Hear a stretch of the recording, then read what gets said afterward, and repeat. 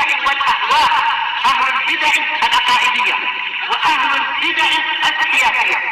نقول بيننا وبينكم السلف، بيننا وبينكم الكتب، كان فيقول البدع بيننا وبينكم. Bismillahirrahmanirrahim. Alhamdulillahilladzi arsala rasulahu bil huda wa dinil haqq liyudhhirahu 'alad dini kullihi wa kafa billahi shahida. Asyhadu an la ilaha illallah wahdahu la syarika lah iqraran bihi wa tauhida. Wa asyhadu anna Muhammadan 'abduhu wa rasuluhu sallallahu alaihi wa ala alihi wa sallama tasliman mazida la nabiyya ba'dah. Ikhwani fid din, a'azzani wa a'azzakumullahu jami'an wa barakallahu fikum. Kita lanjutkan bacaan berikutnya terhadap kitab Nuzhatul Qari fi syarah Kitabil Ilm min Sahihil Bukhari, yang disyarah oleh Asy-Syaikh Al-'Allamah Zaid bin Hadi Al-Madkhali asbahullah. Kita masih berada pada bab man rafa'a sautahu bil ilm. Kita masih berada pada bab yang disampaikan oleh Al-Imam Al-Bukhari, yaitu orang yang meninggikan suaranya di dalam menyampaikan ilmu. Karena termasuk sunnatun min sunanin Nabi sallallahu alaihi wa ala alihi wasallam adalah meninggikan dan mengangkat suaranya ketika khutbah, ceramah, muhadharah atau semisalnya.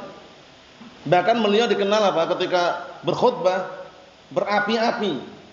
Dalam artian ka'annahu mungdiru jaishan yaqul, seakan-akan beliau itu seperti komandan perang. Seperti komandan perang berkata dengan suara yang tegas dan lantang. Kita lihat halaman 23, kita lanjutkan. Atau 22 itu bagian bawah itu.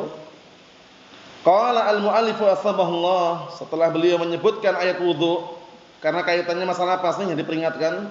Wailun lil aqabi minan nar. Kecelakaan atau celakalah bagi tumit-tumit yang tidak terbasuh, tercuci oleh air ketika wudu, termasuk bagian siksaan api neraka. Kata beliau bagian bawah itu, faja'atis sunnah tubayyin kaifa natawadda. Maka datanglah as-sunnah menjelaskan bagaimana tata cara kita berwudu. Wa dzalika bi anna nuya, yang demikian itu yaitu dengan cara kita meniatkan. Tapi niatnya di dalam mana? Di dalam hati. An-niyatu mahalluha fil qalb wa dzikru mahalluhu fil lisan. Niat itu tempatnya dalam hati, sedangkan zikir tempatnya di lisan. Syekhul Islam Ibnu Taimiyah rahmatullahi alaihi mengatakan at-talaffudzu bin niyyati bid'atun. At-talaffudzu bin niyyati bid'atun. Melafadzkan niat itu bid'ah. Karena enggak pernah dicontohkan oleh Nabi kita Muhammad sallallahu alaihi wa ala alihi wasallam, tidak pula para sahabat, tidak pula para tabi'in, tidak pula atba'ut tabi'in yang mereka berjalan di atas petunjuk. Nah, kita lihat wa nabda, kemudian kita memulai fanaghsil al-kaffain salatan, kemudian mencuci kedua telapak tangan 3 kali. Nanti pendapat yang kuat 1 kali wajib dalam apa? Dalam mencuci anggota wudu. Paham ya? 2 kali bagus, boleh. 3 kali sempurna. Berarti kalau tidak sama sekali berarti enggak wudu.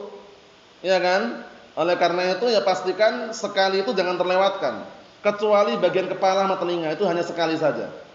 Adapun selain kepala dan telinga, itu mau 1 boleh, 2 boleh, 3 boleh, selang-seling pun boleh.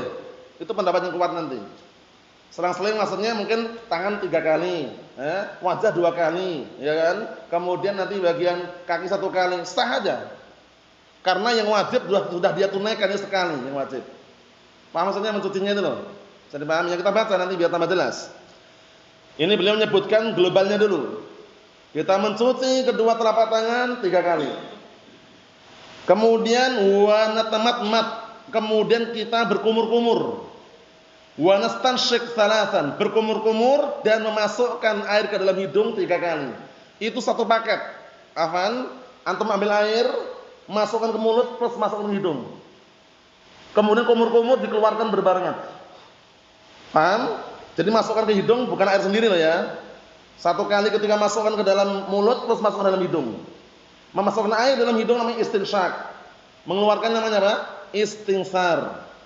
Karena memasukkannya bukan berarti dihirup sampai ke dalam, nanti dikeluarkan juga. Paham ya? Jadi ketika ambil air, masukkan ke mulut terus masuk ke hidung. Sini sampai sini aja. Karena kalau antum terlalu dalam menghirup, itu pusing kepala biasanya. Iya kan? Nah, sini sedang aja. Kemudian kumur-kumur sekaligus dikeluarkan bersamaan. Paham ya? Nah, ini perlu dilatih kalau istinsyak ini kan enggak setiap orang bisa. Kadang kebanyakan orang yang belum bisa itu kebablasan sampai ke atas sehingga pusing kepalanya. Paham ya? Seperti itu. Kita lihat wa naghsil wajha, kemudian kita mencuci wajah. Min manabid syar, mulai dari tempat tumbuhnya rambut ila dzaqan. Dari sini, tempat tumbuhnya rambut itu dari depan ini loh. Dari kening bagian atas ini, paham ya? Sampai dzaqan, sampai dagu. Wajah ini. Ma'ruf kan? Sini bukan wajah ini. Leher. Ya kan? Nah, jadi dagu ini. Wajah ma'ruf. Dikatakan wajah karena muwajah berhadapan. Kita lihat. Naam, wa ardan ila furu'il udhunain salasan, dan melebarnya sampai ujung telinga ini. Ini. Wajah kan ini? Nah, ini sudah. Sini bukan wajah nih belakang ini. Jadi enggak perlu begini belakang ini, enggak perlu. Paham ya? Naam. 3 kali. Ini semua 3 dulu baru nanti beliau jelaskan 2 boleh, 1 boleh. Kecuali kepala dan telinga hanya satu aja. Karena itu bukan mencuci tapi mengusap kepala dan telinga. Kita lihat. Wa naghsil yadain ma'al mirfaqain salasan. Masyaallah. Dan kemudian mencuci kedua tangan sampai mirfaqain, sampai siku. 3 kali. Sampai siku. Paham ya? Adapun perkataan Abu Hurairah radhiyallahu anhu di dalam hadis yang apa? Yang menjelaskan bahwasanya Rasulullah SAW ketika mengatakan inna ummati yud'auna yaumil qiyamah hurran muhajjalin min asaril wudu', sesungguhnya umatku nanti akan dibangkitkan, dikumpulkan dari kiamat dalam keadaan mereka itu apa? Berseri-seri dan bercahaya disebabkan karena bekas-bekas air wudu'. Paham ya? Itu kemudian Abu Hurairah mengatakan man arada man istata'a minkum an yutila ghurratahu falyaf'al. Nah, itu mudraj dari Abu Hurairah itu. Barang siapa di antara kalian yang mampu untuk memperpanjang cahaya tadi lakukan. Akhirnya istihad itu ada yang beristihad sampai ke ketiak. Pahamnya biar panjang cahayanya. Itu ternyata bukan ucapan Nabi SAW, tapi itu mudraj dari kalamnya Abu Hurairah radhiyallahu anhu. Paham? Yang ucapan Nabi sesuai dengan dalil siku. Paham? Lebih dikit enggak masalah karena otomatis kan lebih sedikit biasanya. Tapi kalau sengaja sampai atas ketiak berlebihan. Adapun hadis yang lafaznya tadi itu ternyata bukan kalam Rasulullah SAW, tapi itu mudraj dari kalamnya Abi Hurairah radhiyallahu anhu. Mafhum? Naam. Wa masah ras, kemudian mengusap kepala min muqaddamihi ilal qafa, dari bagian depan kepala ini sampai qafa, tengkuk. Ini bagian rambutnya pendek. Adapun yang rambutnya panjang di perempuan atau sulit dijangkau semampunya belakang ini. Intinya diprediksi tengkuk balik ke depan lagi. Paham? Caranya sudah kami jelaskan. Ambil air, tapi airnya bukan ditampung seperti ketika mencuci, cukup dibasahi tangannya. Paham ya? Kemudian dari depan, bagian depan kepala ini mundur ke belakang ini. Tsumma raddahuma, dibalik ke depan lagi. Diputarkan. As-sababah ini telunjuk ini, paham ya? Masuk ke dalam telinga. Kemudian ibham, jempolnya itu berada di punggung telinga, diputarkan seperti ini. Mafhum? Paham soalnya ya? Itu tata cara yang benar. Jadi bukan seperti sebagian orang awam. Paham ya? Kalau orang awam begitu biasanya. Itu ada memang dinukilkan dalam kalam Syafi'i. Paham ya? Cuman pendapat yang sahih tadi itu sesuai dengan dalil. Ambil dari depan ini ke belakang sampai tengkuk. Balik ke depan lagi ini diputarkan. Ibham Itu jempolnya ini, sababah telunjuknya, sababah telunjuk di dalam. Diputarkan ibhamnya di punggung bagian punggung telinga gini. Selesai. Makanya orang yang sering wudu, yang paham wudu dengan benar, telinganya bersih. Bagian telinga. Tapi antum lihat orang-orang enggak pernah sholat, sudah enggak sholat, enggak wudu, macam-macam itu lihat. Biasanya bagian ini kotor banget biasanya. Karena apa? Karena di antara faedah wudu itu memang membersihkan di antaranya memang. Paham ya? Naam. Kita lihat, summa narji' ilal makan alladzi bada'na minhu. Kemudian kita kembalikan ke tempat yang kita awali darinya. Dari depan tadi kan, ke belakang tengkuk, balik lagi ke depan. Diputarkan di sini. Mafhum? Jadi air yang digunakan untuk mengusap kepala tadi itu dengan telinga 1 kali airnya, enggak ngambil air yang baru. Itu pendapat yang kuat. Mafhum? Naam. Wa minhul udhunan. Di antara juga udhunan. Masuk dari bagian rangkaian tadi, udhunan 2 telinga. Kama sabata fis sunnah al-udhunan min ar-ra's.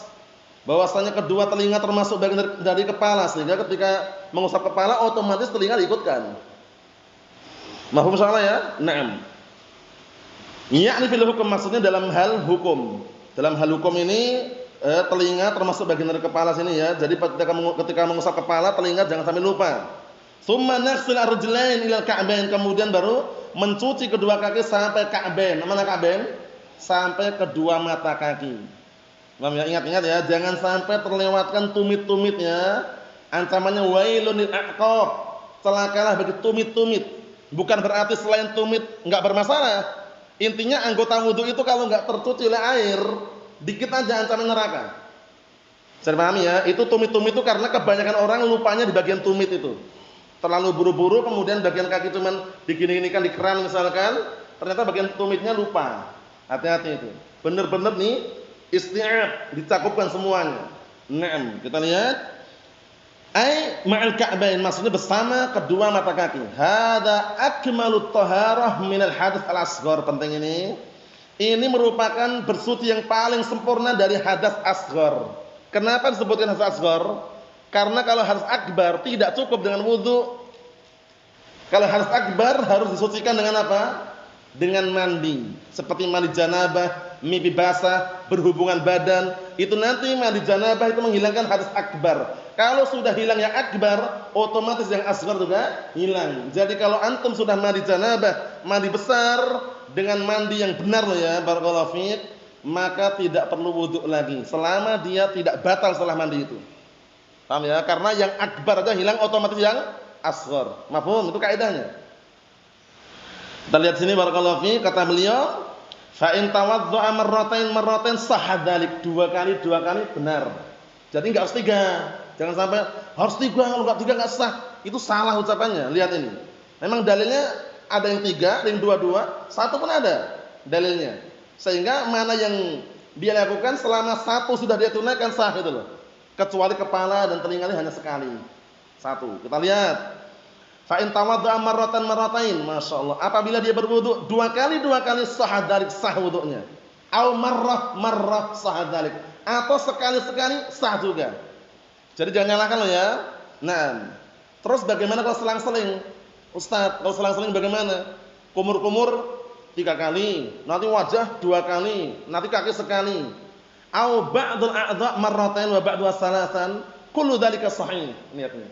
Atau sebagian anggota wudu ada yang 2 kali, sebagiannya 3, semuanya sah. Semuanya sah-sah saja. Jadi enggak ada keraguan lagi ya. Mau yang 3 semuanya silakan kecuali kepala, mau 2 semua silakan kecuali kepala, 1 semuanya pun sah, selang-seling pun sah. Yang tidak sah, yang tidak sama sekali. Paham ya? Paham tidak sama sekali? Tidak sama sekali berarti sekali pun enggak gitu loh. Berarti kan enggak sah wudunya. Nah, kita lihat di sini. Wa hadza dalilun ala yusriddin wa suhulatihi wa samahatihi. Masyaallah. Ini adalah dalil yang menunjukkan mudahnya agama ini. Dan juga barakallahu fiik, artinya sama, suhulah, samahah. Ya, agama ini benar-benar mudah dan juga sahal. Paham ya? Nah, istilahnya ada toleran di situ. Paham ya? Tidak harus 3 tapi 2 boleh, 1 boleh karena dalilnya sampai sahih. Sudah pahami? Rahmatan bihadil ummah wa taysirran 'alaiha. Sebagai bentuk rahmat terhadap umat ini dan bentuk memudahkan terhadap umat ini. Dalilnya pertama, hadis yang sahih, inna dina yusrun wa lan yushada ad-din ahadun illa ghalabahu. Inna dina yusrun, sesungguhnya agama ini mudah. Wa lan yushada ad-din ahadun illa ghalabahu. Dan tidak ada seorang pun yang membebankan diri dalam agama kecuali dia akan terkalahkan. Jadi semuanya kembali kepada perkataan Allah Ta'ala, fattaqullaha mastata'tum. Bertakwalah kalian kepada Allah Ta'ala semampu kalian. Dalil kedua mengenai rahmatan ini, wa ma arsalnaka illa rahmatan lil alamin. Dan tidaklah aku mengutus engkau Muhammad melainkan sebagai rahmat untuk alam semesta. Dimudahkan. Taysiran yuridullahu bikumul yusra wa la yuridu bikumul usra. Allah telah menginginkan pada kalian kemudahan dan tidak menginginkan pada kalian kesulitan. Inna ma'al usri yusra. Sesungguhnya bersama kesulitan pasti ada kemudahan. Diletakkan para ulama dalam bab fikih. Paham ya? Dan qaidah fikhiyah, apa kaidahnya? Al-masyaqqatu tajlibut taysir. Perkara yang beratkan pasti akan mendatangkan kemudahan. Semuanya mudah. Hukum asalnya ya. Nah, sudah meninggal dunia, tinggal dimakamkan, disolatkan, dimakamkan, dikebumikan, yang sebelumnya sudah dimandikan, dikafani, selesai sudah. Enggak usah ada acara setelahnya. Ya kan? Kalau orang-orang kan ada acara setelahnya, 7 harian, ratusan hari, 1000 hari, keluar modal enggak? Memberatkan diri dalam agama. Paham ya? Cukup yang ada syariatnya bagaimana, selesai. Makamkan, kebumikan, doakan, sudah selesai. Enggak usah ada acara 7 harian, kemudian ratusan hari, sewonan, pasang batu nisan, enggak perlu. Simpel aslinya. Paham ya? Nah, kita lihat sini. Fal maqsudu lima kana, fal maqsudu lamma kana amru tahara muhimman, maka yang diinginkan tatkala perkara bersuci ini penting, wa sya'nuha 'azim, dan juga perkaranya sangat besar. Nah, dan Nabi sallallahu alaihi wasallam fihim, Rasulullah sallallahu alaihi wasallam memanggil mereka bi'a'la sautih, dengan suara yang lantang dan tegas, liyudriku ahamiyatal mawdu'i wa ahamiyatal amr, agar mereka itu mendapatkan, mengetahui pentingnya perkara ini dan pentingnya pembahasan ini. Fayaqbalu 'alal ihsan, akhirnya mereka menerima dengan baik. Fi taharatihim, akhirnya mereka menerima dengan baik pada bersucinya mereka. Wa fi kafati amalihim, pada semua amalan-amalan mereka. Kama qala ta'ala, wa ahsanu wallahu yuhibbul muhsinin. Dalam ayat yang lainnya, wa ahsinu innallaha yuhibbul muhsinin. Semakna dengan itu kan? Ngantuan beda ayat yang ini. Kalau ini wa ahsanu, dan mereka berbuat baik, wallahu yuhibbul muhsinin, dan Allah Ta'ala mencintai orang yang berbaik. Kalau yang satunya itu wala tulqu bi aydikum ila tahlukati wa ahsinu innallaha yuhibbul muhsinin. Ini yang dalam Al-Maidah ini. Kalau yang satunya ayat lain kan, yang satunya pakai fi'il amr, wa ahsinu innallaha yuhibbul muhsinin. Kalau ini wa ahsanu wallahu yuhibbul muhsinin. Paham ya? Ayo, na'am. Artinya sama, cuma yang itu yang sini apa? Bentuknya khabar, maknanya amr, yang sana amr langsung. Wa ahsinu. Paham ya? Nah, seperti itu. Mafhum? Thumma raf'us shaut, dikit lagi ya. Aidan tastad'ihi mawaqiful khitabah sahih. Kemudian mengangkat suara ketika khutbah, ketika ceramah, ketika barakallahu fiik menyampaikan acara-acara dan semisalnya, itu apa? Mendorong barakallahu fiik mawaqiful khitabah. Maksudnya apa? Mendorong untuk orang itu apa? Benar-benar perhatian terhadap apa yang diseru, yang diucapkan. Paham ya? Keadaan mawaqifnya, keadaannya orang yang diseru itu terdorong untuk mendengarkan, gitu loh. Bisa dipahami ya? Naam. Ka khutabil Jumat, seperti khutbah Jumat. Khutbah Jumat itu upayakan lantang. Mungkin di awal permulaan pelan lah. Naik. Ada yang lantang, yang keras, ditegaskan situ. Biar orang tergugah. Paham ya? Nah, tapi kalau sayup-sayup ya kan, kemudian pelan misalkan, itu kadangkala yang ngantuk semakin ngantuk, atau yang semisal seperti itu. Tapi kalau tegas itu insyaallah aman. Wal a'yad, dan Id. Hari raya, khutbah Id, tegas juga. Wa fil munasabat, dan ada acara-acara. Kenapa sih kita lihat? Idza rafa'al insanu sautahu fa huwa minas sunnah. Enggak sembarangan loh ya, sunnah loh ya, ini lihat ini. Apabila dia mengangkat suaranya maka termasuk bagian as-sunnah. Ya sesuai dengan kadarnya, manusia itu kadang-kadang beda-beda ya. Ada yang mengangkat suaranya kadar memang segitu, ada yang keras, ada yang memang lantang suaranya, itu beraneka ragam manusia. Tapi barakallahu fi, mengangkat suara, meninggikan suaranya ketika khutbah, ketika berceramah atau misalnya, termasuk bagian dari as-sunnah. Dalilnya tadi itu diantaranya. Rasulullah ketika menghadap beberapa para sahabat, beliau bersuara ka'annahu mungdiru jaisyan yaqul, seakan-akan beliau ada komandan perang. Langsung beliau berkata, sabbahakum wa massakum, dengan suara yang lantang. Faqad kana Nabi sallallahu alaihi wasallam yarfa' sauta fi khutbatil Jum'ah, dan sungguh dahulu Rasulullah SAW itu mengangkat suaranya ketika khutbah Jumat. Wa huwa yudzakiru ashabahul kiram, yang mana Rasulullah mengingatkan kepada para sahabat yang mulia. Nah ini biasanya kalau khutbah ke bahasa Jawa itu memang sulit memang. Karena bahasa Jawa itu identiknya halus, lembut. Untuk teriak-teriak, apalagi Jawa halus, sulit. Paham ya? Yang paling cocok Imam Arab, Indonesia itu cocok sekali itu. Kalau untuk agak keras nadanya. Kalau Jawa sulit, Jawa halus. Bagi yang kesulitan namanya, kalau yang udah terbiasa mungkin lah bisa nada suara keras. Tapi kalau bahasa Jawa halus untuk khutbah itu, kalau itu keras sangat sulit, karena memang dipakai itu yang halus-halus biasanya. Ya kecuali yang terbiasa mungkin. Nah lihat ini. Dahulu Rasulullah SAW itu mengangkat suaranya ketika khutbah Jumat. Wa huwa yudzakiru ashabahul kiram, yang mana beliau mengingatkan para sahabat yang mulia. Wa yarfa' sautahu, dan mengangkat suaranya alian tinggi. Fayahmar wajhuhu, lihat. Hingga wajahnya itu memerah. Memerahnya kenapa? Karena semangat berapi-api, kemudian mungkin dalam posisi yang beliau harus marah gitu loh. Marahnya itu marah karena kecemburuannya terhadap agama Islam ini agar dibela. Wa tantafikh audajuhu, dan hingga naik darahnya. Paham ya? Makanya kalau orang enggak suara keras, khutbah atau semisal itu kan wajahnya kan memerah. Darah kayak naik gitu, kayak mendidih gitu ya. Ya tapi bukan maksudnya bukan maksudnya dia marah karena ingin membunuh seorang, bukan. Ya karena memang suara yang lantang dan keras itu kadang mendorong dia untuk darahnya naik gitu loh. Paham ya? Nah, lihat ini.